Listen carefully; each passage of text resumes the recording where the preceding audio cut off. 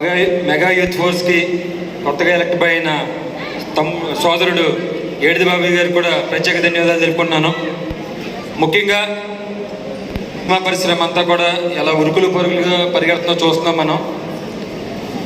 అలాంటి ఈ ఉరుకులు ప్రపంచంలో చిరంజీవి గారి నెంబర్ 1 స్థానాన్ని పుణికిపుచ్చుకుని ఆయన వారసుడైన ముందుగా మన మెగా పవర్ స్టార్కి జన్మదిన శుభాకాంక్షలు. హ్యాపీ బర్త్డే బాబు. మరొకసారి అందరూ కూడా ప్రతి ఒక్కళ్ళు కూడా చరణబాబు ఫ్యాన్స్కి అందరికీ నేను చెప్పేది ఏంటంటే, కంపల్సరీగా మన చుట్టుపక్కల ఉన్న మిగతా అభిమానులందరినీ కూడా మనం కలుపుకొని చరణ అభిమానులందరినీ కూడా ఒక వేదిక మీదకి మనం చేసుకొచ్చి ఒక మంచి ముందు ఇందాక బాబీగా చెప్పినట్టు పెద్ద సినిమా తర్వాత ఒక చరిత్ర సృష్టించబోతున్నాం. రికార్డులు మనకి కొత్త కాదు. నటన అంటే కొన్ని పేర్లు పెట్టే టైంలో రంగస్థలంతో నట విశ్వరూపం చూపించారు. మరొక్కసారి పెద్ద ద్వారా కూడా విశ్వరూపం చూపించడానికి మరొకసారి ముందుకు వస్తున్నారు.